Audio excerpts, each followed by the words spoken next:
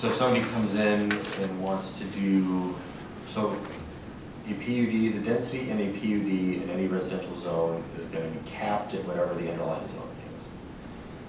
And so the idea with this would be to allow through the process for them to deviate from the underlying zoning district's density, in addition to some of those other things that they can deviate from, setbacks, etc. So because the PUD is a discretionary tool that allows the planning commission to look at a project that's it's not gonna comply with the underlying zoning, but in exchange for that, you're getting something that benefits the community.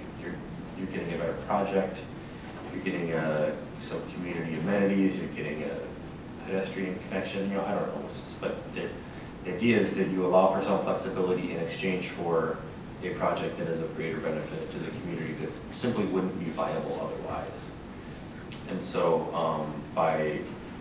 this would be a pretty small change where you would just basically allow for them to request a deviation from the underlying zoning district's density. Doesn't mean you have to grant it. It just allows them to ask. And then you as a planning commission and the city council can say yes or no. Because right now, if somebody wanted to come in with a multifamily project, for example, and it netted out to 12 units per acre, just nope, sorry, you're not. It could be a wonderful project in every other sense, but because it's a little bit too dense, the answer is just an automatic no.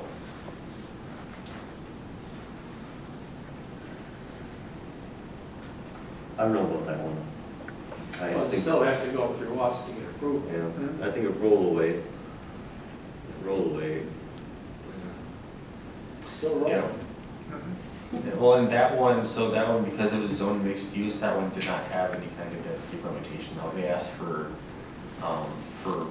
quite a bit, but again, that was an example of where you had the option to, actually, no, that the rollaway one was not a PUD, now that I think about it. That was just a by right development in mixed use. So you had less control over that than you would over something like this. So the most recent PUD where you did have that kind of discretion was Riverview Flats. Yeah. That's a PUD. So that one, because that was zoned mixed use too, I'm sure that's more than 12 units per acre. So that's something that like in a multifamily district, that just wouldn't be allowed at all. So that's one of the ones where it's like, well, I can see some instances where something can be zoned R3, but it might work at a much higher density than the 10 units an acre that your ordinance limits you to. So all you're really asking here is if we just open it up, give us your ideas. It allows someone to ask for more. Yeah. It does not It doesn't say that we have to. Correct. Yeah, they'd still have to go through us. Right. They'd have to approve everything. It's like, oh, that's too much. It's just, yeah. I don't see a problem with that. We're dropping that much. Non-conformities, what discussion on this? I think our city's pretty old. And, yeah, what are your thoughts? I mean, you gotta have some rule there. I mean, if your houses are right next to each other, you gotta dig a foundation if you're gonna disturb. Yeah, that's a hard one there.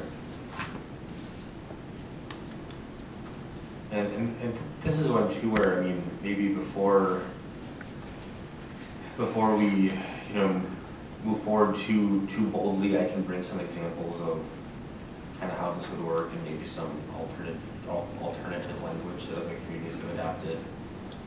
Provide some more detail from the housing reform toolkit that Matt has put together. Could you maybe show us what most of the non-conforming properties are? Because I think They're all, I feel like they'd be around here. most of them are probably on your smaller lots, your R2, kind of the historic platted city lots are going to be most of them. Because a lot of them were built before there was zoning, so they don't need your side yard setback requirement of 7 feet. They might only be 5 feet off of a lot line or something like that. There's probably a bunch of them, and you're right, they're probably mostly in your older newer subdivisions and all that are probably fine, because they were built at a time when there was a zoning ordinance in place. So they comply then, and they probably still comply now.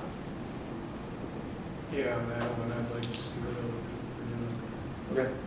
Just look at it. And I would like to give us more power to say, okay, in this case, yes, in this case, no. Flexibility, Always helps a little bit. right? And we talked about the increase in lot coverage. So do you want to get back to us on the allowing the flexibility of nonconformities? And I guess what do you want from us? Do you want us to vote on this? So you don't have to vote on anything, so based on this, I will come back with some draft provisions for accessory dwellings, the change for PUDs, nonconformities, and lot coverage. It sounds like you're not interested in the lot size change or the parking, changing your minimum parking standards. So we can take those four, give you some either draft regulations or just some examples or whatever kind of makes sense. Then we can talk about those at the next meeting. Okay. Yeah, I think that's good. Any other discussion on this? Okay, good, thank you. Thank you. Staff report, Sue, I have nothing further. Andy? I don't have anything further either. Okay. I think about that. What was that? I said I had to think about that for a minute. But we're just. I thought you were gonna say something there. No, there's nothing pending. I think we're mostly just focused on the master plan, and so we want to get that buttoned out and get down the road to approval for that, and otherwise we'll see what comes in. Parking, what are the ordinances So, Marilyn was talking about? yeah, so if we're talking about, so your purview as planning commissioners is primarily looking at like the off-street parking stuff. The on-street is, so there is a city, a police power city ordinance that the city council deals with from time to time with respect to on-street parking and all of that. The planning commission hasn't historically weighed in on those topics to city council, so I mean, I don't want to say that it's not this isn't the right place, but I mean, it's almost something I think is better addressed with city council and the city manager. And he and I may have spoken about your situation, I'm not 100% on that, but he and I have talked about a couple of parking things, and he was asking me like, what can we do? And some of the situations are extremely challenging to find solutions that work, to address certain situations, but aren't then going to have ramifications all over the city that are going to cause just as many problems as we're solving. So my thought is that I think the best way to approach this, I guess if I were you, my thought would be to sit down, if you can, with Mike, and see if there's a way that we can kind of address that.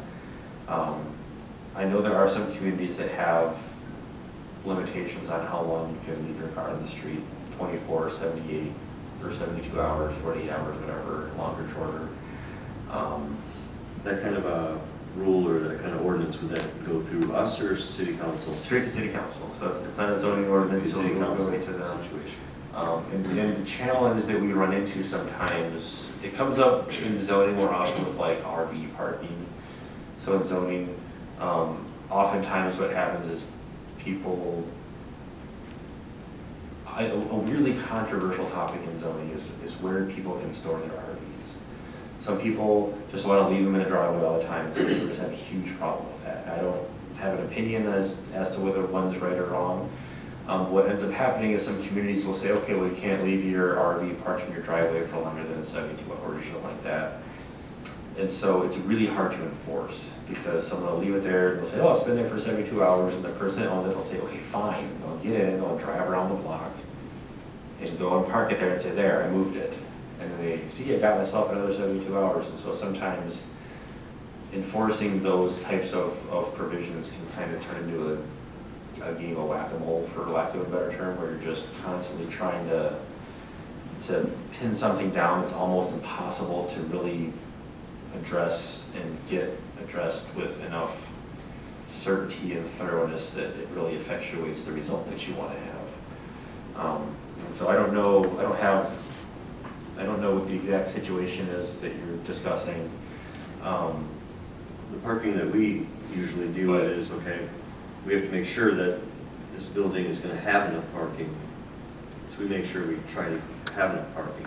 Yeah. The rules on parking don't usually. The on-street stuff never comes here because zoning deals with private property. And so when we're talking about, on-street parking on Main Street, or what we have designated is, hour parking or 15-minute parking, all those sorts of details about the on-street stuff is all strictly done through city council and through Mike. And so that would be the best place to go for me. I did go to city council meeting and present the idea, similar presentation as what I did here. Mm-hmm. I got no response, and then I was advised after the meeting to come and bring it up to the planning commission if that's what I had to do. So I feel like I'm caught between two. Yeah. The decision that we would make that would impact it was one we discussed tonight, whether or not to, right? If we were to limit the, requirement for 2 spots, well, now we push off more parking onto the street. Right, and so So that that would make it worse then for what you're discussing. Yeah. It's hard to navigate down the street because there's, too many on-street parking spaces then. I would request a meeting with Mike Burns, city manager, and ask him when you call to have Chief Hurst come to the meeting too, The police chief. because that's who enforces it, right? And Chief's Yeah. gonna tell you, Yeah, well, what I've seen in the ordinance is there's nothing about parking on the street other than from November 1st through March 31st Yep. for clearing it for snowplows. And I didn't think zoning would have anything to do with With that. on-street parking. Right. And it doesn't typically. Mhm. So the only time we deal with on-street parking and zoning is if you're in the downtown, you can count the on-street spaces towards the required off-street requirement sometimes and things like that. But for neighborhood, neighborhood type situations like what she's talking about, that's not something that we've ever addressed here. So who would have the right to change that ordinance? The city council would have to do it. So city council, we I cannot knew change they would it. have to yeah. approve any changes, but I didn't know if that's where it initiated. So, my thought would be, I think to your point, Marty, would be to talk to Mike and Chief Hurst, and then if they can, because, typically they want to, if there's a problem, they want to figure out how to help people and how to help solve the problem. And so city council will often act if Mike or if the police chief says, okay, we've identified this issue, here's our recommendation on how to fix it, you need to amend the parking ordinance to include this language, which would maybe solve your issue, then the city council would say, okay, thank you for the recommendation, let's go ahead and make that change. That's probably the best way to process it is going to work. The city council isn't sort of just at a meeting going to say, yeah, okay, I think that makes sense, let's change it. They're going to need it some direction. Yeah, I figured Yeah. that's why I suggested that it be brought up for discussion, Mhm. at their meeting too. So that it would begin the conversation, not knowing what the process was Yeah. to. When you were here for city council, you did it during public comment. Mhm. Where if you sit with Mike and Chief, the only way you're gonna get it in front of us on city council, because I do sit on city council, Mhm. is Mike will have to put it on our agenda. Now, whether they do or not, I couldn't tell you, that is not my decision. But that, to me, having the conversation with Mike and Chief Hurst really would be your best bet. When you come up for public comment, we won't answer you because it becomes a, Public record. well, no, it becomes a back and forth, and that's not what that's for, right? And I don't know who told you this would be the best route. I don't know. I'm just telling you that I've been sitting on city council for a long time, and I can tell you this, Mike and Chief look out for everybody. And if there's a way we can do it, they will figure it out. But that would be, my opinion, your first steps to going, because if Chief says, I don't want to speak for him, but let's just say, for a matter of fact, we can't enforce it, okay? Well, then we know that, Mhm. and we can work on that Yeah. problem, but until. Well, I we- did speak with him, but because there is no addressing of it in the parking ordinance or in the city ordinance, then there's nothing for him to enforce. Getting it on the city council's agenda as a discussion, that's your first step. And to get it onto a discussion is to bring it to the chief's attention and Mike's attention. Yeah, the city Hey, manager. this is a good idea. Other cities have this. Mhm. And you just kind of say, I would like you guys to discuss this issue because there are several issues in the city where this is happening. I think it needs to be addressed. Okay, let's discuss it next month. And that's how it would progress to get talked about. And we can also, as part of that process, sometimes they'll ask us or the city attorney, I mean, they work for a lot of other municipalities as well that probably have similar sorts of challenges is what you're talking about. So, you know, Jessica's office is probably also has some examples of what other communities are doing, what's working, what isn't working, what's enforceable, what's, you know, difficult or nearly impossible to enforce. So I mean, the city has a lot of resources to figure those things out. But yeah, I think Mike and Chief Hurst would be the best Yep. sort of initial step to get it. Because they can pull the people in, right? Like Andy just said, like our city attorney, and she represents not only us, but multiple communities, and she helps navigate a lot of things too. So personally, I just think that should be your goal, is to sit down with them and, you know, have the discussion and go from there. Okay. I mean, I wish I had better news Yeah. for you, but Well, it gives me some direction, because I've been, you know, I'm looking at the ordinances and looking at zoning, and it's like, there's nothing that addresses what we need here. yeah. Yeah, I mean, the zoning ordinance, in this instance, if we're talking about on-street parking, the zoning ordinance is not Yeah. going to, nor should it have anything in it that addresses that. So this chapter 21, Article 4, Division 2, and that's where it all is. And that's what the city would have to change, and that is a city council action that you guys don't have anything to do with. Does that help? Yeah, it gives me some direction, so Okay. I'll try to do that. Thank you. Commissioners, any remarks? Mike? I'm good. Thank you. David? Riverside Drive, why did we have to close it down again already? Come on. Yeah, in our little, chapter 6 objectives, we're supposed to keep stuff off of Hudson Road. chapter 6.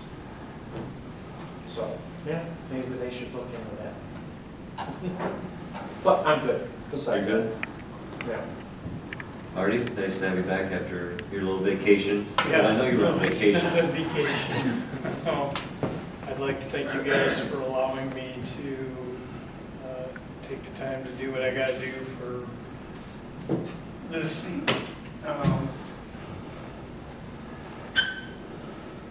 It seems like daily I'm on the phone now, trying to get a lot of different things worked out so we can keep moving forward as a community and as a city. And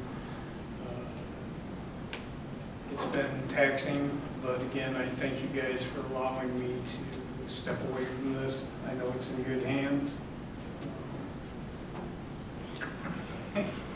So that's all I got. John? Nothing to add. I want to, if we're not meeting December, January, I know there was some discussion on the next year's chairman, how do we do that? Anybody interested in doing that? David? I'm good. Mike, did you want to? You're trying, no? I think you're doing a fine job, Yeah. Joe. No? Okay. I think that should be an ongoing discussion throughout the year or before, because Bruce is taken off guard, and I just don't want to be, if you want to take it from me, you can, David. But that was my only remarks. We're not meeting December. So, do I have a motion to adjourn? I can make a motion to adjourn. I'll support that All motion. support? All in favor, say aye. Aye. All opposed? So be it.